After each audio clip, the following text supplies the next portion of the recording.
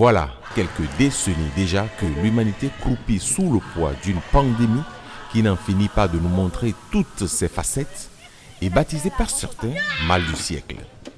Le VIH-Sida aura, semble-t-il, battu le record des ravages, réussissant à compromettre, en tout cas jusqu'à récemment, l'avenir de milliers d'hommes et femmes. Aujourd'hui, les efforts de la science ont permis d'ouvrir les horizons de l'espérance. Nous croyons naïvement avoir affaire à une maladie uniquement destinée aux adultes.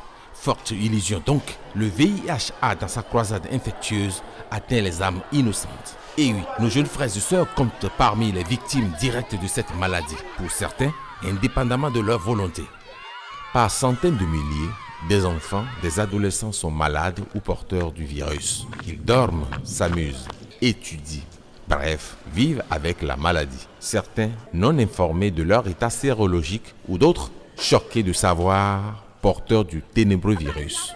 Moi et ma soeur, nous avons le VIH, ma maman aussi. Quand j'ai appris que je suis malade de cette maladie, ça m'a touché.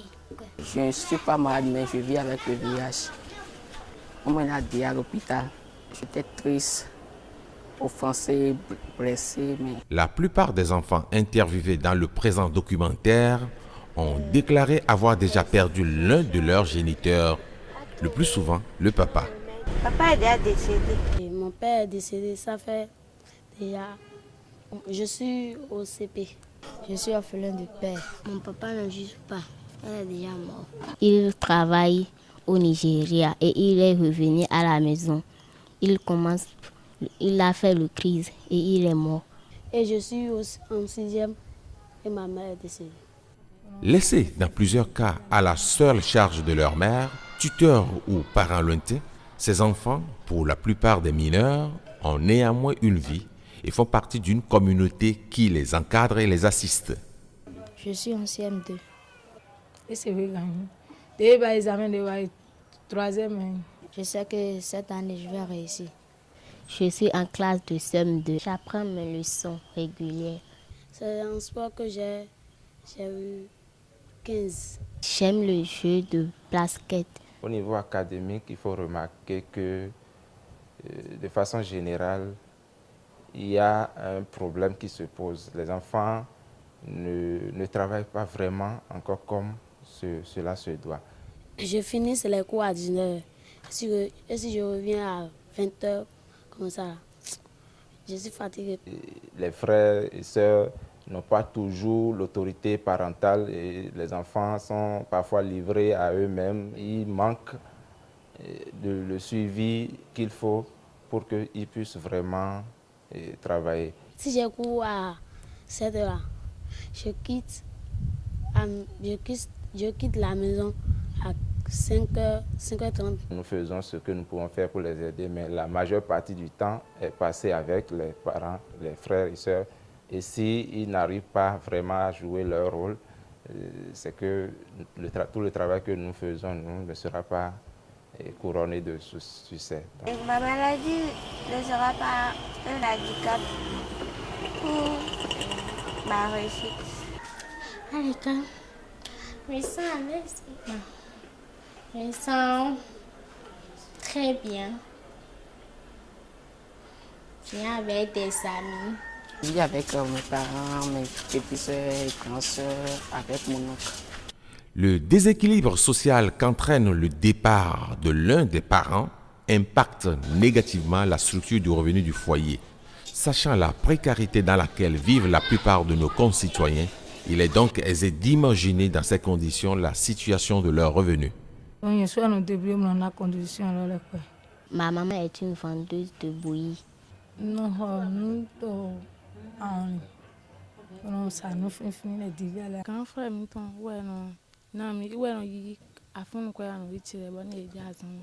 Ce que nous remarquons de spécifique, c'est que le départ d'un des parents ou des deux parents crée un vide au niveau des enfants et cela affecte énormément leur vécu quotidien.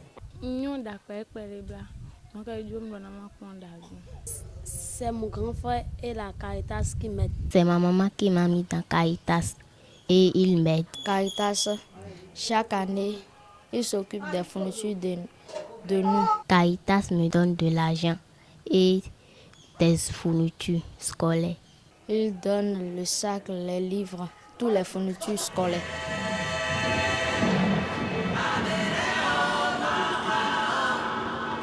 J'ai envie de dire à mes camarades d'apprendre leur leçon, de ne pas faire la paresse. La réponse de la société face à cette situation s'inscrit dans une démarche de prise en charge médicale, psychosociale, nutritionnelle, scolaire, etc.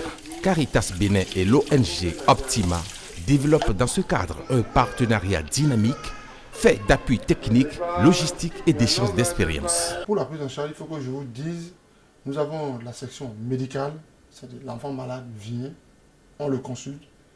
Nous avons la section éducation et à la santé, c'est-à-dire éducation de l'enfant quand c'est possible et surtout des parents ou bien de l'accompagnant. Nous les appuyons sur le plan psychologique, c'est-à-dire que c'est des enfants ou les parents, soit c'est le papa qui est décédé ou la maman, ou c'est les deux. Aujourd'hui, en total cumulé, nous sommes en train d'avoisiner 500 enfants infectés au VIH que nous allons dépister chez nous.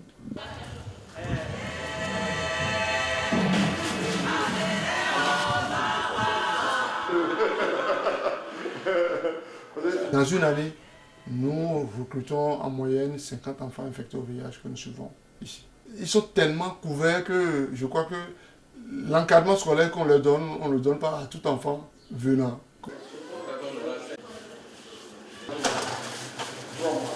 Nous sommes en train de démontrer que l'enfant infecté au VIH peut vivre longtemps.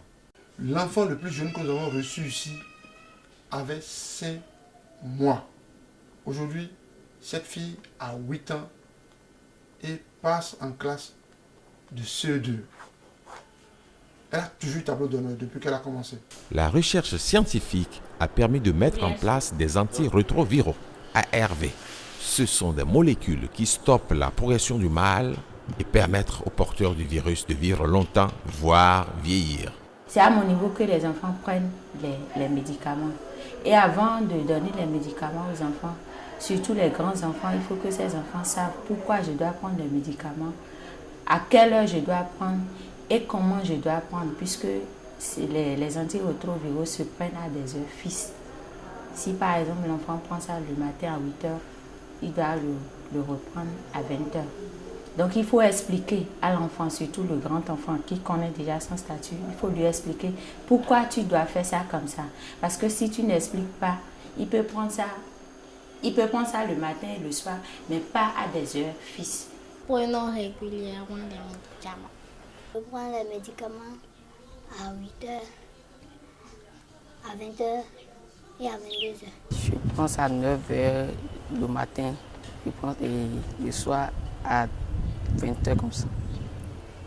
À 9h le matin, donc ça veut dire qu'à l'école tu les prends? Oui, je pense à l'école. Comment tu t'arranges que... Est-ce que tes camarades ne savent pas que... Non. Donc tu les caches? Oui. Pourquoi tu les caches? Je ne veux pas qu'ils apprennent que je suis malade. Je ne veux pas qu'ils sachent que je suis malade parce qu'ils peuvent se moquer de moi. Tout le monde ne raisonne pas de la même manière. Si on met tous les enfants qui sont sous traitement, on est à près de 250 enfants sous traitement. Mais tous ces enfants ne connaissent pas leur statut. Il y a de petits enfants. L'éducation là, à ce niveau, se fait aux parents. Mais aux grands enfants qui connaissent leur statut, je les vois directement. Je n'ai pas besoin de leurs parents. Qu'on redéfinisse mieux le volet communautaire de la prise en charge pédiatrique. Parce que c'est des choses que nous faisons, mais il faudrait vraiment qu'on définisse mieux, qu'on accompagne de ces soins communautaires, de cet appui communautaire de la recherche. Quand je vois l'appui que la direction du service santé donne à Optima Bénin, crédibilise ce que Optima Bénin fait, je crois que c'est quelque chose d'inédit. Bon, je suis militaire, mais ce n'était pas évident. Mais je crois que c'est le sérieux que Optima est en train de faire. La nécessité d'aider les enfants à faire face aux difficultés de la maladie et à se projeter dans la vie a conduit Caritas Bénin et Optima à organiser à leur intention une session de camp basée sur l'approche boîte à mémoire. L'une des activités de cette session dénommée Tourner la page a permis à l'enfant orphelin de dire, au travers de la rédaction d'une lettre, au revoir aux défunts parents tout en gardant un meilleur souvenir de lui. Cher papa, je te salue du haut et j'espère que tu reposes en paix. Je t'écris cette lettre juste pour parler un peu avec toi. Aujourd'hui, j'ai besoin de toi. Mais toi, tu me vois. Je veux que tu me souhaites une bonne, heureuse année. Papa, je t'aime. Tu es l'un de moi. Je te vois dans le son. J'ai écrit cette lettre pour dire à mon papa de ne pas me laisser.